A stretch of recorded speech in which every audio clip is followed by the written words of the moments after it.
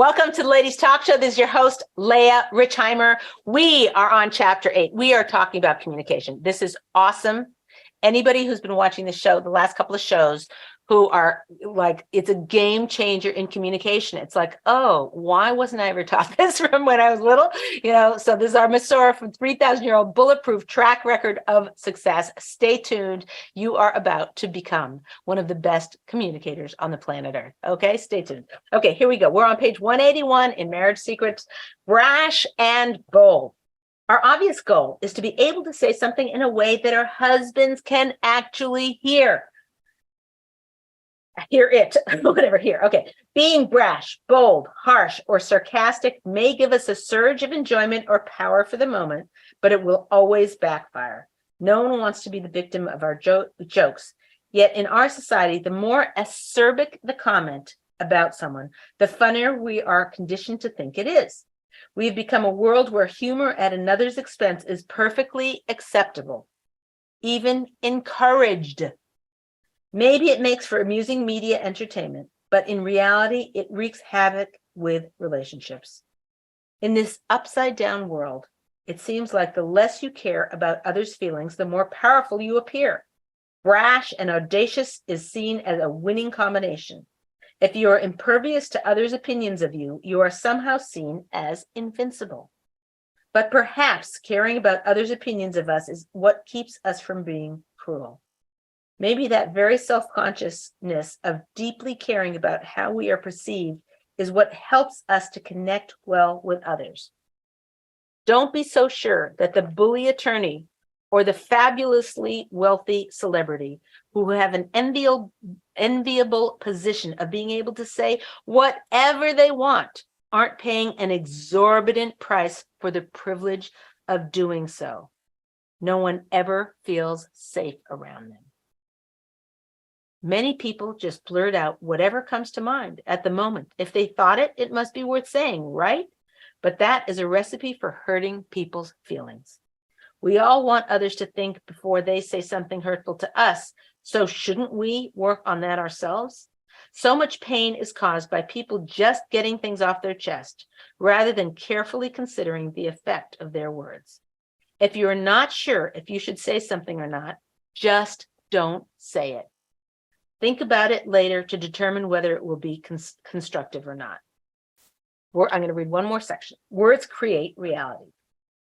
Just know, more than almost anything else we do, working on our communication skills can have the greatest impact on our closeness we feel to our husbands. Targum Onkelos translates the word, and he blew into him, Adam, a nishmas chayim, to mean that Hashem blew into Adam the power of speech. The medium of speech is how we connect spiritually to our husbands to become truly one. So how do we train ourselves to communicate in a kinder and more effective way so we can reap the rewards of this vitality and of this simcha, joyousness? How can we begin to explore what Chazal teaches us about what it means to think about how to say things? The Sefer Shevet Musar states, even when times may be hard, a wife should show her love and support for him, even if he is not able to provide sufficiently for her. By the way, this is one of my favorite sources in the whole world. Even if he is not able to provide sufficiently for her. And when a husband sees his wife's love, even when he is lacking, his heart will fill with joy and he will forget his worries. And through her support and his joy, his mazel will improve. That's his luck will improve in all aspects of children, health, life, and sustenance. If a woman sees that something has occurred to her husband and he's worried or sad, this is still part of the quote, she should speak comforting words. And with soft words, it will ease things for him, especially when it's done with a happy and upbeat countenance. And she should tell him, I love you no matter what. We learn many things from this. First, that our unconditional love and support can cause our husband's heart to fill with joy. We also learn that if times are hard and we cause our husband to have joy, we can actually turn our muzzle around. Meaning, if we have no income, our love can truly turn the situation around. Further, Speaking comforting and soft words will make his life so much better that all sorts of bracha will begin to pour into our home. There is a deep spiritual reality here that Chazal are speaking of. And as mystical as it may seem, you may have to try this for yourself to witness the bracha that comes from it. This is nothing short of remarkable. Our kind words can actually create a new reality in our home and fill it with blessing. If this isn't motivation enough to work on how to speak kindly, I don't know what is. Gorgeous. I love these sources. Okay, what do you got for me, Gila? Beautiful. Okay, so Ruchama says, I feel like if I have to keep hot in my mind, I'll feel like I'm always walking on eggshells around my husband. Will the rules of hot get more natural with time and I won't always feel this way? It doesn't matter because guess what? You should always, always, always be walking on eggshells around your husband and everyone else, and especially yourself. Okay? We got what is this? It's like the world, anyone just blasts on social media, they can write whatever they want and they can get a fake Gmail account or whatever, or email account. They can get fake things and say things and no one can trace them. And it's horrible. People are so mean. Really, really, really. Like I'm going to cry. It's just horrible. And to our own husbands, it's like, it's so pervasive in the world. It's so acceptable. And as we just read, it's so like, it's popular. If you say, oh, look at what he's wearing, and everybody laughs, 100 people laughs. And guess what? The one person who you said looks horrible, their whole life, they're lying in bed, they're trying to fall asleep, whatever. And they think of that moment that you publicly embarrassed them. Like, really?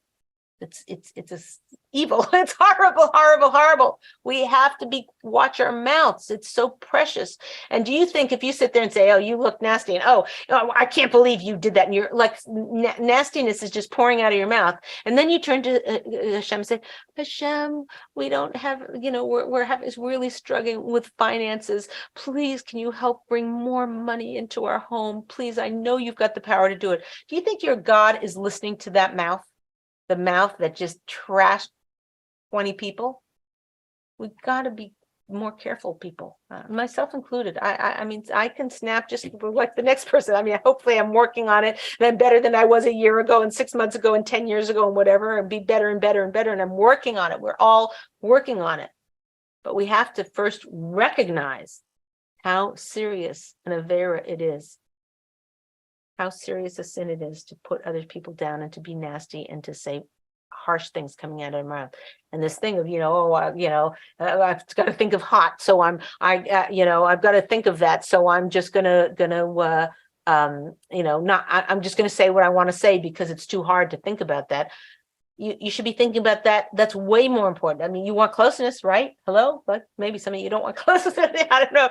Let me push my husband away. He's doing whatever. But deep down in your neshama, you are born and created to want to crave and yearn for that closeness.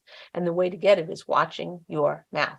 That's one of the ways, respect and all the other things we've been covering, but watching your mouth, it does so much damage. So I hear you, and I'm sorry it's challenging. It will get easier to use the tools over time, but it won't get easy. The absolute mandate to walk on eggshells around our husbands and to make sure and to take care of him never goes away. It's never okay for you to just let your hair down and say whatever comes to your mind. It's never okay. So this is just a new tool you're learning, a new strategy. The good news is you'll be doing the right thing for your marriage. You'll be doing the right thing in the eyes of God. And here's the best part. You will reap unbelievable fruits of this labor. Your closeness and your feeling like you're just savoring your life and savoring your marriage will skyrocket. Try this at home. Okay, go ahead. Gila, what's next? Beautiful. Leora asks, I use the tools of H.O.T, but my issue isn't the quality of how I communicate, but the quantity. I always want to talk things out, and my husband's the opposite. How do I learn how to rein in a bit so I don't overwhelm my husband, but also feel heard and understood by my husband at the same time? Beautiful question. Don't you love that question? It's so good. It's like we all can relate to that. It's a great question. Great question. Totally hear. I totally hear it. So the main thing that you have to, prioritize your communications, just think of, if you look, we all know, right? There's a source. Women got 9/10 of speech. Ladies, if you use all of them on your husband, you'll kill the poor guy. He'll jump out the window. You have to pace yourself. You have to have conversations you're going to have with your husband, some things you're going to have with your sister, some things you're going to have with a good friend, something you're going to have with a therapist, some things you're going to have with, your Rebbitzin. You have to pace what you're going to share with them. So pick the things are most delicious to discuss with him. If talking about a kid, which camp a kid should go to the thing, and he feels one way and you feel another, and whatever, that conversation is going to be ick and so whatever. So work out all the pros and cons of the whole camp situation with your girlfriend, and then just bring them. Here are the 4 choices. Here's some ideas. I know you like this one better. Here's my reason I like that one better. Plan very, very well how you're going to communicate it to him. However, right, choose which topics you're going to talk to him about. There's some things you talk to your husband like, I was feeling a little badly about myself because my friend said this to me and I answered her back, and I said something kind of insulting about her husband, and I'm just so regretting it. And your husband might be an emotionally with it tuned in guy. Maybe there's a better girlfriend conversation, but anyway, I'm just using an example. So that your husband's going to say, oh, I hear that you did that. We all flub up like that. I totally hear. And that probably was Lashon Hara, but don't make yourself crazy about it. Just apologize as quick as you can, like call her back and say, on second thought, I really don't think your husband's a fat slob.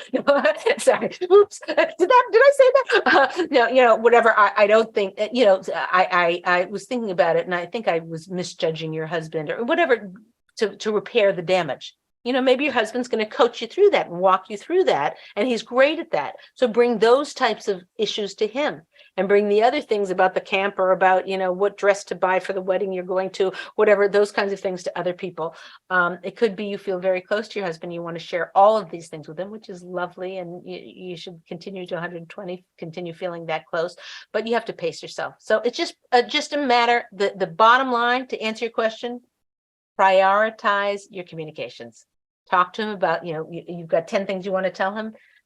Pick out the 4 things that are most important. And with the 5 and 6 being little circles, like maybe if we have time, if I see that my husband still has energy and time for those number 5 and 6. And if he doesn't, I'll just do those 4. Finished, like that. The other last thing about that is you could have a conversation with him about that and say, I realize I want to share everything with you, and you could kind of differentiate what he likes the most, but you might be able to tell that on your own. Okay. That'll at least get you started in working on that. And the more you limit the things that you prioritize and limit the amount of things you're telling him, the more attention he can give to those things that are most precious to you and most important to you. Good question. Okay, awesome. So Rifki asks, my husband has expressed to me that he prefers when I say serious things to him in a more jokey way. The only issue with this is I have no clue how to do this. When I try, I always sound so ridiculous, and what I'm trying to communicate backfires. Should I just give up and try to use hot instead? Or should I keep trying because this is what my husband wants? So this is, again, and for those of you listening on the podcast, I'm putting my hand in a cup and I'm handing a bowl and I'm handing it to the husband. You need to find out, what does he mean? What do you mean? Explain to me. I don't know what you mean in a jokey manner. Explain to me. What do you want me to do? I'm happy to try, but I don't really understand. So anything that you're doing to work on your communication, using hot shouldn't be one or the other. You're using, how to say it to him, the outcome you want and the timing, that's crucial to your communication with him. Also crucial, this is kind of a little bit, he's addressing the H, the how to say it. He wants you to say it in a joking manner instead of saying, coming to him, maybe he grew up in a household where everything was a crisis, what are we going to do? The wedding starts at 6 and we're not going to be back from the trip till 7. And how are we going to be on time? And oh no, everything was presented like, okay, that's a problem. It's a good problem, whatever. So, who knows what his history is, and it might be valuable for you to know that. Maybe not, I don't know. But doing some introspection on yourself on what what is his holdup? What is bothering him about it that and you could even talk to him and say, why does it bother you when it's serious? Just so I'm happy to work on the doing it in a lighter manner, but what exactly is it that bothers you about what I'm doing wrong, so that what are your trigger points? Because if I know that, it will help me to avoid those trigger points. It's just a communication. If you don't feel that you can have a conversation with him that's going to be productive about that, you might need a third party. You might need to say, I know you, for serious issues, you wanted me to do it lighthearted. I've tried this and that and I keep failing at it. There's this lady who is a communication coach or a communication expert or a therapist or whatever. And do you mind if we have one session with her? Because I think it'll be very enlightening. You can explain exactly what you want me to do. I will take notes. She will teach me how to do what you want me to do, and then we're good, So that might be a one solution for you. Okay, good. These are great questions, guys. Yes. Very impressive. Okay, here's a really good one going back to the eggshells. Debbie asks, is there a difference between walking on eggshells to make sure you don't hurt someone and walking on eggshells because you feel like you might set them off and you feel uncomfortable sharing? Ooh. So it's a very, very good question. First of all, I would always, always, always err toward walking on eggshells, because you can always backtrack and not walk on eggshells. So the 90% of the answer to your question is continue walking on eggshells. Okay. But the other part of it is that it's because you're afraid of, setting them off and whatever. It just means God gave you a particular challenge. I don't know how I would do on that challenge. I don't know how anybody would do on the challenge, but this is a challenge that God put in your lap to give you a husband like this. What are you going to do with it? Are you going to just ignore it and just be harsh and brash and too bad he's going to have to learn? Or are you going to be super sensitive and hypersensitive and not be able to share your emotions and share your feelings because you're afraid I'm going to set it off and never have a level of closeness? It's a hard thing to walk. It's a big challenge that you've been given. Obviously, God thinks you're awesome because God never gives challenges that we can't get on the other side of. So you have this big challenge, and your job now as the wife, don't push this off. Don't have other priorities. Don't be so frenzied that you forget to do this. This is your avoda. This is your job right now, is to figure out, how do I connect with my husband and how do I share myself with him without setting him off? And it could be you just try different experiments on your own and try this and that works and this doesn't work and that doesn't work. And oh, but this worked a little bit. Let me try more of that and double down on that. That could be your way of moving forward on this, or your way of moving forward on this is talking to him and saying, I don't want to say anything insulting, and it could be how I say things, and I'm definitely want to learn and grow in this area, even though it's hard for me and even though it's challenging. But it would really, really help me to know, what I can do to make you not so defensive. I feel like almost anything that comes out of my mouth puts you get annoyed with. So I don't know how to share with you. I want to share with you. I want to get closer to you. I want to bond with you and have a connection with you and whatever. And I feel like I'm doing something that's setting you off. Maybe it's like your mother, maybe it's like your ex-wife, or, whatever. Maybe it's like, something from your past. I don't know what it is. I want to fix it. Please help me help you. And again, you're putting the problem in his lap, and he'll answer. And, if he doesn't have the insights some people need to process this kind of stuff. You could say, listen, here's the issues.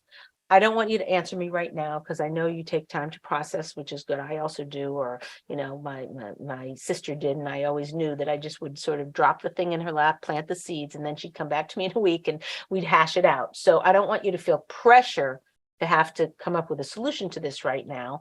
But if you don't mind just giving it some thought, because I really want to resolve this so that I can be closer to you, because I love you. Yay. Okay, very good. Okay. So Toby asks, occasionally I have these really bad days where I'm super exhausted and burnt out. When I come home, I just don't have it in me to think so much before I speak. Do we get a free pass day where we don't need to be as careful as we usually are? Can I just communicate this to my husband beforehand? Yeah, so that is great. Communicating beforehand is great. What I would say is, something like, I know I'm going to be a zombie when I walk in the door, unless it's every night, in which case you can need a new plan and a new logistic solutions to your life. Getting more help in the afternoon. People say, I can't afford help. Yeah, well, you can trade. You can, Mondays and Wednesdays, you watch their kid. Tuesday and Thursdays, they watch your kid. That works for some people, maybe not for everybody, but, you have to come up with other solutions to ease off some of the stress that you're under. But you could say, let's say every Tuesday you have staff meetings all day long and you're just, you come home a wreck. Okay. You can say, look, I know Tuesday nights, I always come home a little bit, whatever. I'm going to really do my best to not be snappy, but I know I'm not going to have as much control as I'd like. So first of all, my first thing is, do you mind if we just have pizza? Second, or leftovers or cereal and milk, because calling the pizza place is too much effort and energy. On Tuesday nights. Secondly, Tuesday night, don't ask me for like, my sock drawer is empty. Don't ask me for anything on Tuesdays. Set yourself up for success. Create an environment and a logistic environment that helps you so that you don't lose it, because losing it, the only reason you're able to put the effort in to plan well is if you realize how devastating using your words poorly is, how damaging a nasty comment, a mean comment, snapping, yelling. The only way you can get on the other side of that is by recognizing how damaging it is. And look, people think, oh, it's damaging to him. What do I care? But you don't realize we need closeness. And now you're just pushing your husband away and pushing him away. And now he comes home later and he didn't bring you flowers and he didn't say a nice comment to you. And he's not giving you what you need to survive. He's not giving it to you. Why? Because you're snapping at it all the time. He's just like, home isn't safe. So once you recognize that how damaging nasty and mean comments are, that will help grow you into be the person who can plan better, who can do the logistics, set up the logistics better, who can communicate better. I know I'm going to be snappy today, so what can we do to solve it? You tell me, like that. So I would give you a bracha, all of you, everybody who's watching this and listening to this. I give you a bracha that you should get better and better at controlling your own mouth. And that in the merit of this, that you will witness with your own eyes the bracha that Hashem pours into your home for doing this beautiful, beautiful, and important work. Okay, this is Leah Richheimer. Oh, wait, homework. Hold on a second. One time this week, when you are you're going to have a challenging situation, right? You've got staff meetings all day, or you have back-to-back meetings. It's just somehow you have to go to the shaitel, then you have to go to drop the cleaners, then it's like one thing. You have an insane, crazy day in front of you. Plan ahead. Plan the logistics. Cereal for dinner.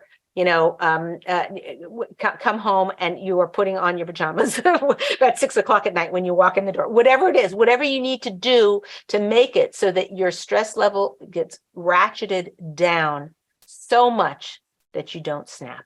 That's the homework for this week. Okay, it's Leah Richheimer for the Ladies Talk Show. We'll see you next show. If you want more, we have so much more. If you want to learn our Masorah and have an awesome marriage, the first thing we have is a foundations course. It's a 13-week course. You get all your questions answered. It's live with me, and you can ask Q&A. It's awesome. Second thing we have is a coaching program. If you are awesome with people and you want to know the Masorah better than 99% of the people on the planet Earth, like for reals, okay? It's a 4-month program. It's very intense. We have major scholarships, and we have somebody who's granted in a lot to pay for a big bulk of it. It's still a little expensive, but for what you get, and then you can start charging money to know it. That's the coaching program. Don't miss it. Go to www.ladiestalkshow.com. Look up the foundations course, look up the coaching. We do retreats, we do all kinds of stuff. You'll find it there. www.ladiestalkshow.com. Thanks for being with us. Leah Richheimer for the Ladies Talk Show.